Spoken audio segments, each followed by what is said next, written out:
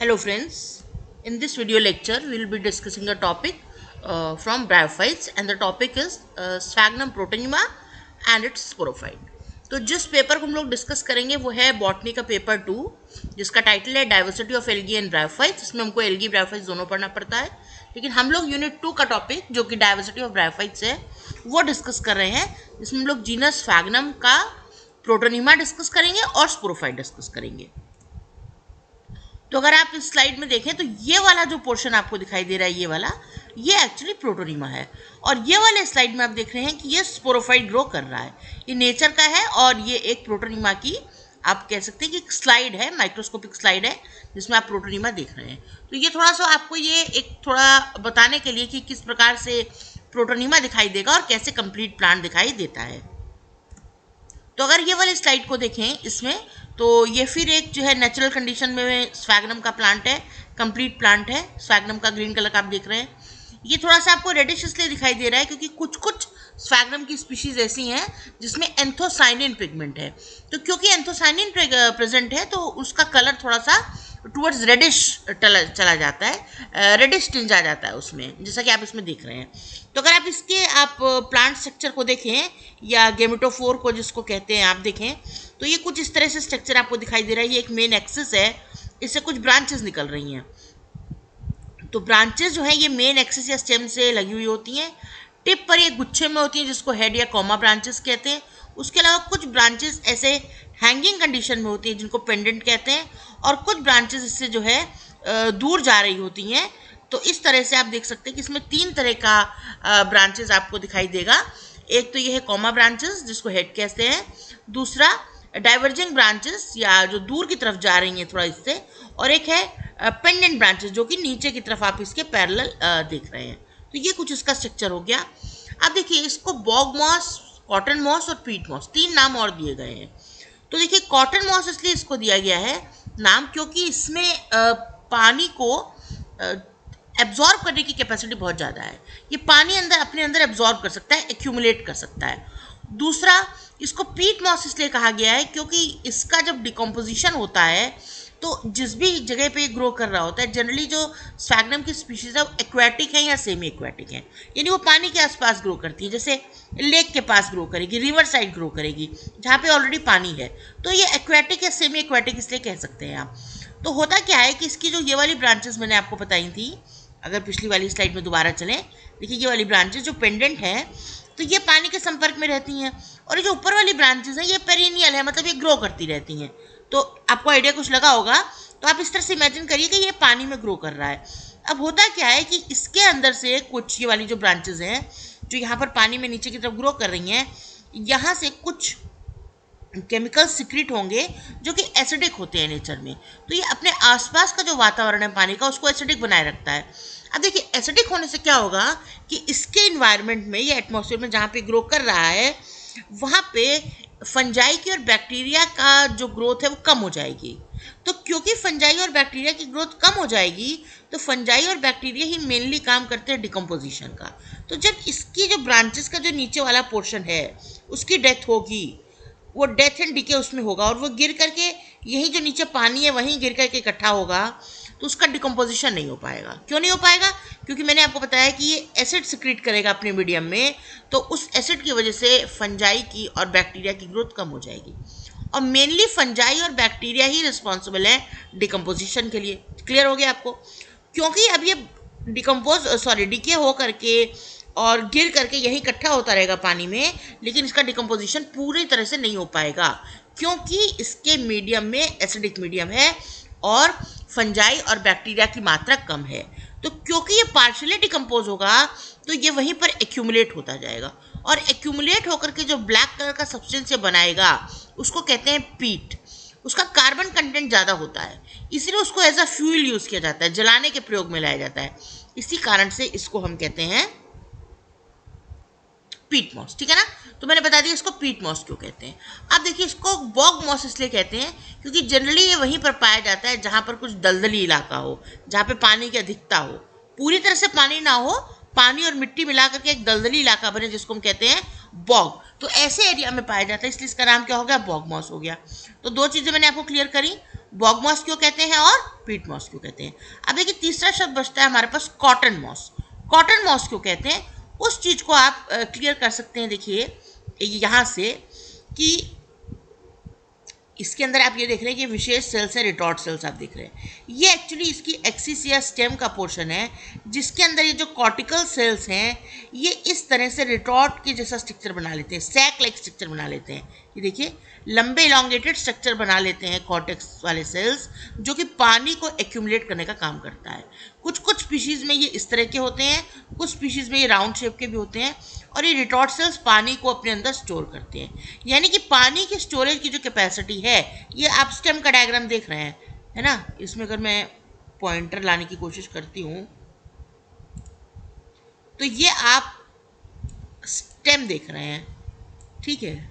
ये वाला पोर्शन जो है आपका, ये स्टेम है एक्चुअली। तो इसमें आप देख रहे हैं कि रिटॉर्ट सेल्स बन गए और ये पानी को एक्यूमुलेट करेंगे। इसी तरह से ये स्टेम का, इसमें इलोंगेटेड सेल्स है रिटॉर्ट सेल्स, इसमें राउंड है, ठीक है। अब ये जो आप प्लांट का ये वाला स्ट्रक्चर देख रहे हैं, दिस इज एक्चुअली लीफ, ये है इसकी लीफ। अब देखिए लीफ में क्या है, अगर आप लीफ में देखें तो दो प्रकार के सेल्स आपको दिखाई दे रहे हैं। एक ये देखिए, ये जो लंबे सेल्स आप दिख रहे हैं, ये इलोंगेटेड सेल्स, ये देख रहे हैं elongated cells, these are known as chlorophyllous cells. इसके अंदर क्लोरोफिल प्रेजेंट है। लेकिन जो ये बीच में रिक्त स्थान जैसा आपको दिखाई दे रहा है, खाली खाली, और इस तरह से स्पाइरल आपको ये बैंड जैसा जो स्ट्रक्चर दिख रहा है, ये स्पाइरल थिकनिंग्स दिख रही हैं, इनको कहते हैं हाइलाइन सेल्स। और ये हाइलाइन सेल्स में यहाँ पर ये इनके मार्जिन्स पे आपको पोर्स दिखाई देंगे, और ये जो हाइलाइन सेल्स हैं ये भी क्या करते हैं, ये वाटर को एब्जॉर्ब करते हैं। तो देखिए यहाँ पे ये रिटॉर्ट सेल्स हो गए और यहाँ पे ये हाइलाइन सेल्स हो गए। हाइलाइन सेल्स कहाँ पे हैं, लीफ में है, और रिटॉर्ट सेल्स कहाँ है, स्टेम में है। दोनों चीज़ें आपको याद रखनी है। ये एक सिंपल सा डायग्राम है जिसको आप बना करके ये बता सकते हैं कि स्फैग्नम की वाटर होल्डिंग कैपेसिटी ज़्यादा क्यों है। क्लियर हो गया। स्टेम में प्रेजेंस है रिटॉर्ट सेल्स का, जो कि कॉर्टिकल सेल्स ही हैं, इलोंगेटेड स्ट्रक्चर बना लेते हैं। लीफ के अंदर दो प्रकार के सेल्स हैं, एक ये हाइलाइन सेल्स हैं, एक क्लोरोफिलोस सेल्स हैं जो इलोंगेटेड हैं, ये खाना बनाने का काम करते हैं, और हाइलाइन सेल्स पानी को एक्यूमुलेट करने का काम करते हैं। तो इन दोनों की वजह से इसकी वाटर होल्डिंग कैपेसिटी बहुत ज़्यादा है।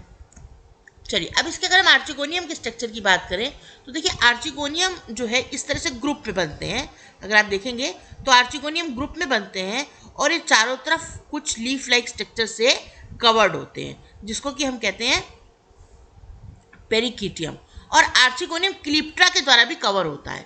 तो यंग स्टेज में आर्चिगोनियम दोनों तरह से कवर्ड है, कैलिप्ट्रा से भी और पेरिकीटियम से भी। तो दोनों ही चीज़ें याद रखिएगा, कैलिप्ट्रा और पेरिकीटियम इस तरह से आर्चिगोनियम को कवर करते हैं, और आर्चिगोनियम इस तरह से ग्रुप में पाए जाते हैं, एक आर्चिगोनियल ब्रांच के हेड पर ग्रुप में। देखिए यहाँ पे भी आपको 3 आर्चिगोनियम दिखाई दे रहे हैं, ग्रुप ऑफ 3 आर्चिगोनियम, ठीक है। और ये चारों तरफ इसकी जो ये देखो लीव्स जिसको आप देख रहे हैं, इनको आप पेरिकीटियल लीव्स भी कह सकते हैं, पेरी CHAETEAL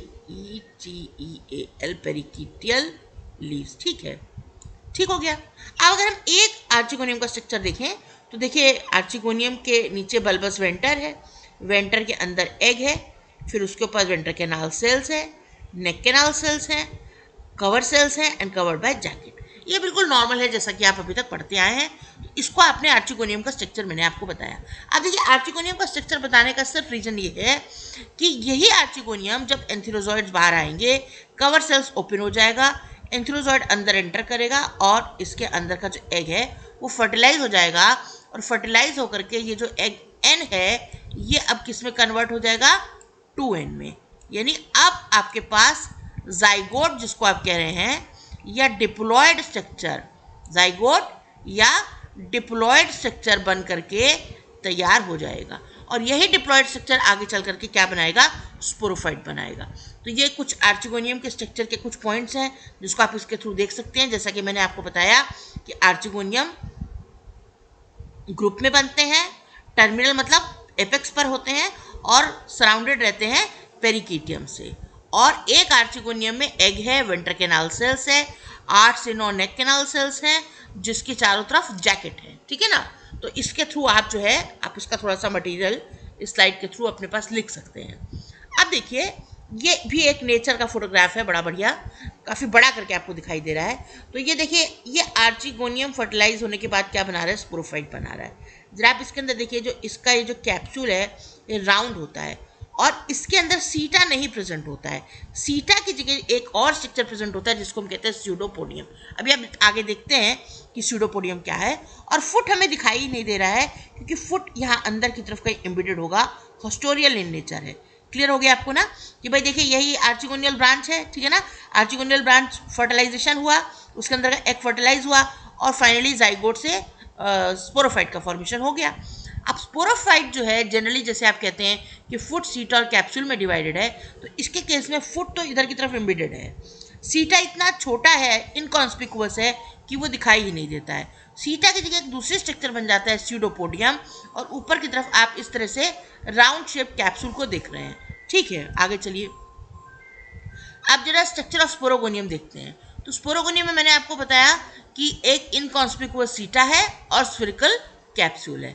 अब कुछ कैप्सूल के अच्छे इंपॉर्टेंट फीचर्स हैं जिनको जरा आप देखेंगे कि एक तो कैप्सूल कुछ सेल थिकनेस का है, 3 से 7 सेल्स थिकनेस का कैप्सूल हो सकता है। और कैप्सूल की जो बाहरी जो दीवार है, आउटर जो सबसे लेयर है, उसके अंदर स्टोमेटा पाए जाते हैं। स्टोमेटा मतलब ओपनिंग्स, लेकिन ये स्टोमेटा हायर प्लांट्स के स्टोमेटा जैसे नहीं है, ये फंक्शनलेस है, ये रूडिमेंट्री स्टोमेटा है, लेकिन हाँ ये ओपनिंग्स जरूर हैं, ठीक है ना, ओपनिंग्स हैं।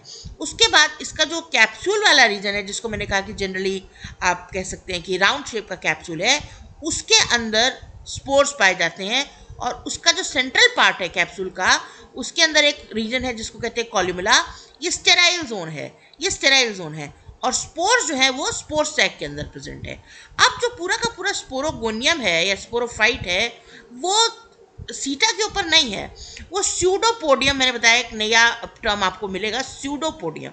अब देखिए स्यूडोपोडियम क्या है, इसको आप ऐसे समझिए कि स्यूडोपोडियम ये है कि जब आर्चिगोनियम फर्टिलाइज हो जाएंगे, जब वो मेच्योर होने लगेंगे, फर्टिलाइजेशन होने के बाद क्या होगा कि उसके बाहर का जो पेरिकीटियम है और जो क्लिप्ट्रा है वो रप्चर कर जाएगा, और जो आर्चिगोनियल ब्रांच है वो लंबी हो जाएगी। अगर मान लीजिए यहाँ पे आर्चिगोनियम थे 1 2 3 मान लीजिए थे, और ये वाला जो आर्चिगोनियम है, ये वाला आर्चिगोनियम फर्टिलाइज हो गया, तो जो इसके नीचे वाली जो ब्रांच है ये क्या होती है, ये लंबी हो जाती है। और जब ये लंबी हो जाती है तो आपको ऊपर की तरफ ये कैप्सूल दिखाई देता है। फुट तो यहाँ कहीं नीचे की तरफ होगा, और जो बीच वाला रीजन है जिसको कि जनरली आप सीटा कहते थे, इसके केस में सीटा नहीं है, ये actually elongation of the archegonial branch है, जिसकी वजह से ये बना है। इसलिए इसको हम क्या कहते हैं, स्यूडोपोडियम। क्या कहते हैं हम, स्यूडोपोडियम। देखिए लिखा हुआ है, ठीक है। तो due to prolongation of archegonial branch, अब आपको क्लियर समझ में आ गया कि जो आर्चिगोनियल ब्रांच है वो लंबी हो जाती है। ये देखिए, अब जरा इसका स्ट्रक्चर को देख लेते हैं कि स्टैग्नम का स्पोरोफाइट कैसे दिखाई देता है। तो मैंने आपको बताया कि ये जो है स्यूडोपोडियम है, जो लंबा एरिया आपको दिखाई दे रहा है। कैप्सूल इसका राउंड शेप का है, और कैप्सूल के बाहर जो है जो कैलिप्ट्रा है और जो पेरिकीटियम है वो क्या होगा, वो रप्चर कर जाएगा, पेरिकीटियल लीव्स रप्चर कर जाएंगी और ये कैप्सूल बाहर आ जाएगा। ठीक है ना, ये मैंने आपको बता दिया, क्योंकि इनिशियली जब मैंने आपको यहाँ पर ये वाली स्लाइड दिखाई थी, ये वाली, तब मैंने आपको बताया था कि देखिए ये जो कैप्सूल्स हैं ये कवर्ड हैं, है ना, ये कवर्ड हैं पेरिकीटियल लीव्स से, और यहाँ नीचे की तरफ से इसके बाहर कैलिप्ट्रा भी प्रेजेंट होता है। तो यही दोनों जब फट जाएंगे तो ये बाहर की तरफ दिखाई देने लगेगा आपको, और इसके अंदर स्यूडोपोडियम का फॉर्मेशन भी हो जाएगा। अब जरा इसमें देखिए, ये इसका राउंड कैप्सूल है, इसके जो ये बाहर की लेयर है इसको आप कहते हैं एपिडर्मिस, और इसी एपिडर्मिस में कहीं कहीं ओपनिंग्स होती हैं जिनको हम कहेंगे स्टोमेटा। और ये स्टोमेटा जो है रूडिमेंट्री हैं, लेकिन होता क्या है इन स्टोमेटा से, एक विशेष काम हो जाएगा इन स्टोमेटा से कि इन स्टोमेटा के थ्रू जो एयर है वो इसके अंदर एंटर कर जाती है। ठीक है, ये भी आपको अभी आगे समझ में आएगा इसका मतलब क्या है। जो एयर है वो एंटर जरूर करती है स्टोमेटा के थ्रू स्फैग्नम के कैप्सूल में। अच्छा, अब आपने इस प्रोफाइल ये एपिडर्मिस देख ली, बाहर की लेयर देख ली आपने। उसके बाद आप अंदर अगर देखिए तो यहाँ पे टिप पर एक लिड लाइक स्ट्रक्चर है जिसको कहते हैं ऑपरक्यूलम, और ये ऑपरक्यूलम बाकी एरिया से लगा हुआ है या एपिडर्मल रीजन से लगा हुआ है, through some group of cells which is known as annulus. अभी जो एनुलस के जो सेल्स हैं ये काफ़ी थिन है, ये थिन है, मतलब कि इनकी जो वॉल है ये पतली है, और इसीलिए जो रप्चरिंग होती है इसकी, जो इसका जो अलग हो जाएगा ऑपरकुलम एनुलस से, वो थिन वॉल सेल्स हैं, तो ये रप्चर हो जाएंगे, यानी फट जाएंगे या बर्स्ट हो जाएंगे। तो जो ऊपर का एरिया, ये वाला एरिया जिसको आप ऑपरकुलम कह रहे हैं, ये इससे अलग हट जाएगा, ठीक है ना, ये अलग हट जाएगा। तो अब आप सोचिए कब इसकी लिड या इसकी जो टोपी या कैप जैसा स्ट्रक्चर है ऑपरकुलम जब हट जाएगा तो ये चीज़ ओपन हो जाएगी, ये चीज़ ओपन हो जाएगी ना। तो अब आपने समझ लिया कि एपिडर्मिस क्या है, स्टोमेटा क्या है और ऑपरकुलम क्या है। उसके बाद अगर आप अंदर के स्ट्रक्चर को देखें तो फुट मैंने बोला कि अंदर वाले रीजन से लगा रहेगा और रूडिमेंट्री है ये फुट है। अब बाकी इसका ये जितना ये पोर्शन आप देख रहे हैं, ये थिन वॉल सेल्स जो आप देख रहे हैं, इन सब को कहते हैं कॉल्यूमुला, इसको कहते हैं कॉल्यूमुला। ये इसका एक्चुअली एक स्टेराइल जोन है, ये इसका स्टेराइल जोन है, क्योंकि इसका लेना देना कुछ भी रिप्रोडक्शन से नहीं है। अब कॉल्यूमुला के ठीक ऊपर ये आप डोम शेप स्ट्रक्चर देख रहे हैं, देखिए ये जो डोम शेप स्ट्रक्चर आप देख रहे हैं, this is known as spore sac. जैसा कि नाम से ही पता चल रहा है, सैक मतलब कि कोई ऐसा एरिया जिसके अंदर क्या भरे हुए स्पोर्स, और इसके अंदर क्या है, देखिए ये स्पोर्स हैं। तो ये स्पोर सैक है जो डोम शेप्ड है और इसके अंदर प्रेजेंस है स्पोर्स की। और ये स्पोर्स जो हैं, ये जैसा कि आपको मालूम ही है कि ये स्पोर्स जो हैं कैसे होते हैं, हैप्लॉयड होते हैं या एन होते हैं, जो कि रिडक्शन डिवीजन के बाद बनते हैं स्पोर मदर सेल्स के। तो आई होप कि आपको स्फैग्नम के स्पोरोफाइट का स्ट्रक्चर समझ में आ गया होगा। ये बड़ा इंपॉर्टेंट है, पूछा जाता है, ये आप यहाँ से स्ट्रक्चर बना सकते हैं और डिटेल्स पीछे आप देख सकते हैं। अब जरा देखते हैं कि बाद में क्या होगा। देखिए अब स्फैग्नम के स्पोरोफाइट तक हम आ गए और स्फैग्नम का स्पोरोफाइट बन गया। अब देखिए ये स्पोरोफाइट जो है इसकी डिसेंस होता है, यानी ये खुलता है, इसके अंदर रप्चरिंग होती है और ये स्पोर्स जो है ये बाहर आ जाते हैं। अब वो कैसे होगा, ये देखिए कुछ इस डायग्राम में बना हुआ है कि जब ये यंग कंडीशन में है या तब आप देख रहे हैं कि ये राउंड शेप में है। उसके बाद जब काफ़ी सनी डे हो जाएगा, टेम्परेचर ज़्यादा हो जाएगा, तो ये सूखने लगेगा, इसके अंदर ड्राइंग होनी स्टार्ट हो जाएगी और इसका स्ट्रक्चर इससे हट करके ये थोड़ा इलोंगेटेड हो जाएगा। देखिए ये इलोंगेटेड हो जाएगा, ड्राइंग होने लगेगी। ड्राइंग मतलब ये सूखने लगेगा। तो होगा क्या कि ये जो ये आपने स्टोमेटा बना रखे थे, इसके थ्रू एयर भी इसके अंदर एंटर करने लगेगी और उसके सेल्स जो है सिकुड़ने लगेंगे। एयर एंटर करने से होगा कि यहाँ से एयर का प्रेशर इसके जो है आप कह सकते हैं कि स्पोर साइट पे पड़ने लगेगा।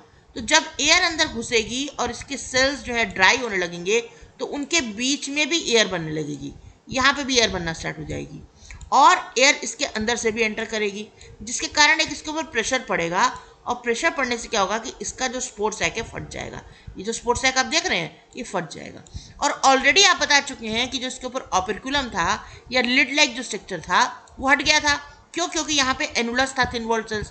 इसके थिन वॉल्ड होने के कारण जब ये मैच्योर हो गया थोड़ा और ड्राई अप हो गया तो ये सेल्स सूख गए ना। जब इनमें ड्राइंग हो गई, सूख गए, तो इनमें श्रिवलिंग हुई। श्रिवलिंग मतलब सिकुड़ जाना। जब यहाँ से सिकुड़े तो यहाँ से एक तरह से टूट गया, आप कह सकते हैं कनेक्शन टूट गया और ये जो ऑपरकुलम है यहाँ से अलग हट गया, तो स्पोर सैक वैसे ही ओपन हो गया। और उसके बाद ये घटनाएं घट गई कि एयर यहाँ से घुस गई और इसने एयर प्रेशर से स्पोर सैक को भी फाड़ दिया और अब जो है ये जो स्पोर्स हैं, ये स्पोर्स कहाँ गए? बाहर आ गए। ये देखिए आप, ये स्पोर्स इससे बाहर आ रहे हैं। अब ये स्पोर्स जब बाहर आ गए, ये वातावरण में आ गए, तो ये अब क्या करेंगे? These spores are haploid in nature, ये याद रखिएगा। स्पोर्स कैसे हैप्लॉयड हैं? तो अब ये क्या करेंगे, जब ये सूटेबल सबस्ट्रेटम पे गिर जाएंगे तो सूटेबल सबस्ट्रेटम पे गिरने के बाद ये स्पोर्स कुछ दिनों में या कुछ महीनों में, डिपेंडिंग अपॉन द स्पीशीज, कुछ स्पीशीज में ये जल्दी ही जर्मिनेट करते हैं और कुछ स्पीशीज में काफ़ी समय तक ये पड़े रहते हैं।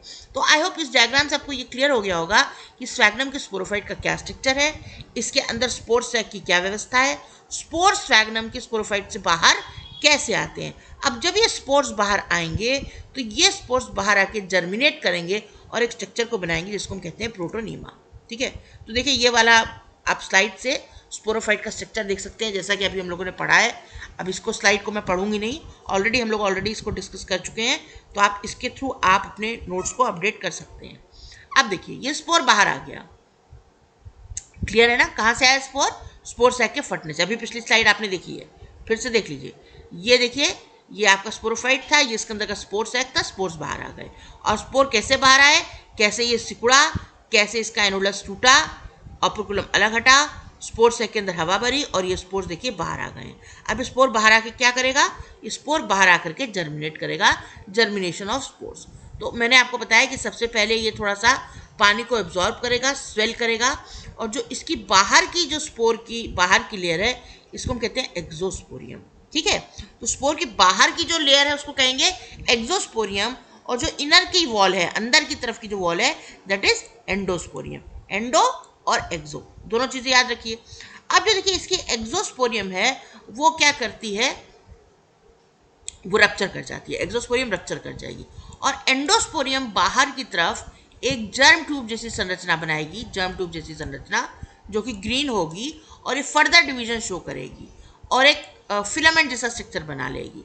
और फिलामेंट जब स्ट्रक्चर बनाएगी तो 3 या 4 सेल्स का एक लंबा ये फिलामेंट देखिए इस तरह से बना लेगी। एक्सोस्पोरियम रप्चर कर जाएगी, एंडोस्पोरियम एक ट्यूब के फॉर्म में बाहर आएगी, और ट्यूब 3 से 4 सेल्स का एक स्ट्रक्चर बना लेगी, जिसका जो टिप का जो सेल होगा वो एपिकल सेल के जैसे परफॉर्म करने लगेगा। एपिकल मतलब आपको पता है, एपेक्स मतलब टिप, तो जो टिप वाला सेल है वो एपिकल जैसे परफॉर्म करेगा, और ये क्या करेगा कि इस तरह से देखिए डिवीजन शो करेगा। देखिए ये एक है ना, ये तो इस तरह से दोनों तरफ ये डिवीजन लेफ्ट और राइट साइड में डिवीजन शो करने लगेगा, और फाइनली ये एक फ्लैट ग्रीन स्ट्रक्चर बना लेगा। देखिए ये एक flat green plate like structure बनाएगा। अगर आप याद करेंगे फिनेरिया का प्रोटोनीमा पिछले वीडियो से कंपेयर करेंगे तो वह फिलामेंटस प्रोटोनीमा था, लेकिन यहाँ पे जो प्रोटोनीमा है वो कैसा है, देखिए फ्लैट है, फ्लैट है, ये फिलामेंट जैसा नहीं है, ये कैसा है प्रोटोनीमा, फ्लैट है। और इससे फर्दर नीचे फिर ये इस तरह से रिजॉइड्स ग्रो करने लगेंगे, और बड जैसा स्ट्रक्चर भी ग्रो करेगा मार्जिन पर। तो इसके कुछ मार्जिन के सेल जो हैं ये देखिए बड बनाएंगे, और यही बड आगे चल करके पूरा प्लांट बनाएगी जो आपने बनाया था अभी, जिसमें ब्रांचेस आपने दिखाई थी। ये बड आगे करके चल के पूरा गेमेटोफोर नया बना लेगी, और उसके बाद जब ये नया गेमेटोफोर बन जाएगा तो जो प्रोटोनीमा है इसका अस्तित्व तो खत्म हो जाएगा। यानी ये एक थोड़ी देर के लिए स्ट्रक्चर बना है, ट्रांजिएंट स्टेज है, जुविनाइल स्टेज है। अब इस स्लाइड से आपको एक चीज बार बार क्लियर हो रही है कि स्पोर से क्या बनेगा, प्रोटोनीमा, प्रोटोनीमा पर बड बनेगी, और बड से क्या बनेगा, प्लांट या गेमेटोफोर, जिसको आप कहते हैं गेमेटोफोर, वो इस बड से बन जाएगा गेमेटोफोर, और उसके बाद इसका अस्तित्व क्या होगा, खत्म हो जाएगा। तो कैसे प्रोटोनीमा बना और प्रोटोनीमा का क्या फंक्शन था ये आपको समझ में आ गया। देखिए वही वाली स्लाइड है, ये आपको थोड़ी और क्लियर है। Endosporium, exosporium, rupturing of the exosporium, formation of a filament like structure, then the tip cells will form like a apical cell. This apical cell will divide and it form a plate like structure. It is known as the protonema. Some of the marginal cells will form a bud like structure, and this bud will further grow into a young gametophore. ठीक है, तो ये आपको protonema के कुछ आपको points मिल रहे हैं इसमें, जिसको कि आप देख सकते हैं कि ये एक multi cellular thalloid lobed structure है, और जिससे कि क्या होते हैं, मल्टी सेलुलर रिजॉइड्स बनते हैं, और यही आगे चल करके एडल्ट गेमेटोफोर बनता है, जो कि किसी भी मार्जिनल सेल से, या जिसको आप बड जैसा सेल कह रहे हैं, वो आगे चल करके एक कंप्लीट एडल्ट गेमेटोफोर बना लेता है। तो इसकी मदद से आप कुछ इसके पॉइंट्स लिख सकते हैं कि जो है प्रोटोनीमा कैसा है। देखिए प्लेट लाइक स्ट्रक्चर है, इरेगुलरली लोब्ड है, ग्रीन स्ट्रक्चर है, 1 सेल थिकनेस की प्लेट है, और ये सबस्ट्रेटम में किसकी मदद से फिक्स रहता है, मल्टी सेलुलर रिजॉइड्स की मदद से, जिसमें सेप्टा कैसा है, ओब्लिक सेप्टा है। मल्टी सेलुलर है, सेप्टेट है रिजॉइड्स, लेकिन रिजॉइड्स अनब्रांच्ड हैं, रिजॉइड्स अनब्रांच्ड हैं। और ये जो है थोड़ी देर के लिए प्रोटोनीमा परसिस्ट करता है, और बाद में जो है ये खत्म हो जाता है, और इसके ऊपर नया एडल्ट गेमेटोफोर बन जाता है। तो इसकी मदद से आप प्रोटोनीमा के ऊपर भी अपना नोट बना सकते हैं। ये आप देख सकते हैं कि देखिए ये आप यहाँ ध्यान से दीजिए, देखिए जरा, देखिए ये जो है स्पोर देखिए जर्मिनेट कर रहा है ना, यहाँ से स्पोर ने जर्मिनेट किया, पहले इन्हें फिलामेंट जैसा स्ट्रक्चर बनाया, फिर उसे चारों तरफ ग्रो करके ऐसे एक स्ट्रक्चर बनाया, एपिकल सेल बना, और उससे ये वाला जो स्ट्रक्चर आप नीचे देख रहे हैं, देखिए ये पूरा का पूरा जो स्ट्रक्चर आप देख रहे हैं, ये सब प्रोटोनीमा है, प्रोटोनीमा बन गया, और प्रोटोनीमा के ऊपर फिर नया गेमेटोफोर बना। तो कैसे प्रोटोनीमा गेमेटोफोर का फॉर्मेशन करता है ये आपको क्लियर हो गया। यानी कि अगर हम स्फैग्नम के प्लांट की बात करें तो इसका जो गेमेटोफाइट है, जैसे रिक्सिया के केस में आप थैलस कहते थे, तो जो इसका थैलस है वो 2 स्टेजेस में बटा हुआ है। पहली स्टेज क्या है, ये देखिए प्रोटोनीमा, जो कि यंग स्टेज है। और प्रोटोनिमा के ऊपर आगे चल करके क्या बन जाता है, देखिए ये लीफी गेमेटोफोर, जो कि इसकी एडल्ट स्टेज है। क्लियर हो गया ना आपको बात? तो इस डायग्राम से आपको ये भी क्लियर हो गया दोनों स्टेजेस क्या हैं। अब देखिए इसकी लाइफ साइकिल है किस डायग्राम में, बड़ा क्लियर है। इसको आप शुरू कर सकते हैं यहाँ से, देखिए स्टार्ट करिए। स्फैग्नम का गेमेटोफोर है, ये मैंने बताया आपको मेन ब्रांच है, ये मेन एक्सिस है, इसकी तरफ दोनों की तरफ से ब्रांचेस लगी हुई हैं। इसी में इसमें कुछ स्पीशीज मोनोशियस होती हैं, कुछ डायोशियस होती हैं। तो आर्चिगोनियल ब्रांच पे आर्चिगोनियम बन रहा है, एंथ्रीडियम बन रहा है। आर्चिगोनियम का एग देखिए एंथेरोजॉइड या स्पर्म से फर्टिलाइज होगा, जाइगोट बनेगा, जाइगोट फर्दर डिविजन्स करके मल्टी सेलुलर एम्ब्रियो बनाएगा, मल्टी सेलुलर एम्ब्रियो से स्पोरोफाइट बनेगा। ये मेच्योर स्पोरोफाइट का स्ट्रक्चर है, जिसके के अंदर आप देख रहे हैं कि जो फुट है वो इसके अंदर रूडिमेंट्री है, जो सीटा है वो बिल्कुल इनकॉन्स्पिकुअस है, और जो इसका कैप्सूल है वो राउंड शेप है, जिसके अंदर ये स्पोर सैक प्रेजेंट होता है। स्पोर सैक के अंदर स्पोर मदर सेल्स हैं, जिसके अंदर मियोसिस हो रही है, और मियोसिस होकर स्पोर्स बना रहे हैं। और स्पोर्स कैसे हैं, देखिए हैप्लॉइड है, ध्यान रखिएगा, स्पोर्स जो है हैप्लॉइड है। और यही स्पोर्स ये जर्मिनेट करके देखिए ये एक प्रोटोनिमा बनाएंगे, और यही प्रोटोनिमा जब ग्रो कर जाएगा इस तरह से ये प्लेट लाइक स्ट्रक्चर बनाएगा, और इसी पे एक बड जैसे स्ट्रक्चर फॉर्म होंगे मार्जिन्स पर, जो कि फर्दर बनाएंगे लीफी गेमेटोफोर, और नीचे की तरफ इससे बनेंगे रिजॉइड्स, जो कि इसको फिक्स करेंगे। और रिजॉइड्स कैसे होंगे, मल्टी सेलुलर होंगे, सेपरेट होंगे, लेकिन अनब्रांच्ड होंगे। Thank you.